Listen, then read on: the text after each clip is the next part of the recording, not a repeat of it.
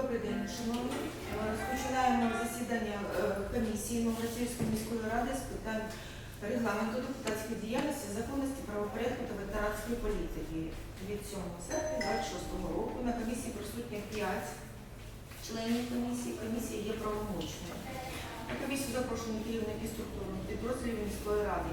Є пропозиція розпочати роботу. На сьогоднішній комісії у нас винесено одне питання, тому пропоную прийняти порядок денний за основу. Хто за? Чи будуть доповнення чи зміни? Ні. Пропоную прийняти порядок денний комісії в цілому. Хто за? Перше питання, яке виноситься про внесення змін до рішення 68-ї позачергової сесії Новгород-Сіверської міської ради 8 скликання від 15 червня 2026 року номер 1952. Доповідає пані Світлана Чуванова, начальник управління соціальної та ветеранської політики міської ради. Шановні депутати, на 68-й сесії ви приймали рішення про початок формування конкурсної комісії для відбору незалежних членів наглядової ради нашої лікарні. На минулій сесії це питання було знято з порядку денного, тому що жоден з кандидатів тих, що подали громадські організації, не відповідає вимогам законодавства. Якщо цікаво, я порівняльну таблицю підготувала, можете подивитися.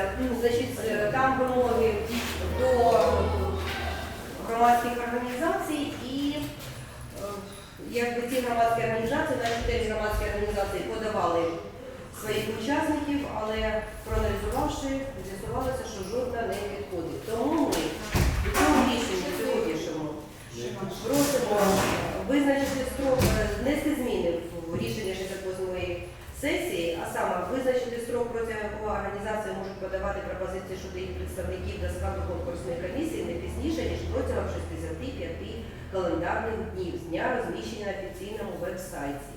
І повторно опублікувати оголошення про прийом заяв в конкурсну комісію. Тому що, якби я ж кажу, що жоден з кандидатів, що подали, не відповідає.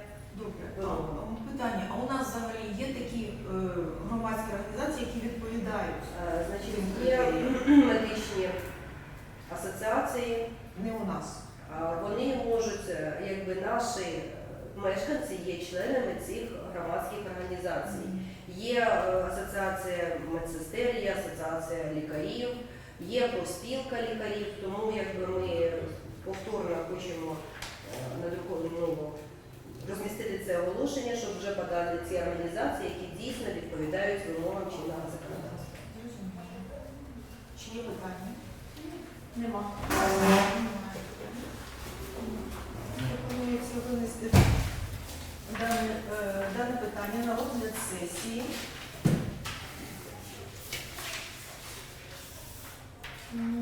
Сесії міської ради. Бурико за. Дятел за. Ісаченко За. Могильний. Приходько. 5 за. Рішення прийнято. Питання виноситься на розгляд сесії. Дякую всім за роботу. До побачення.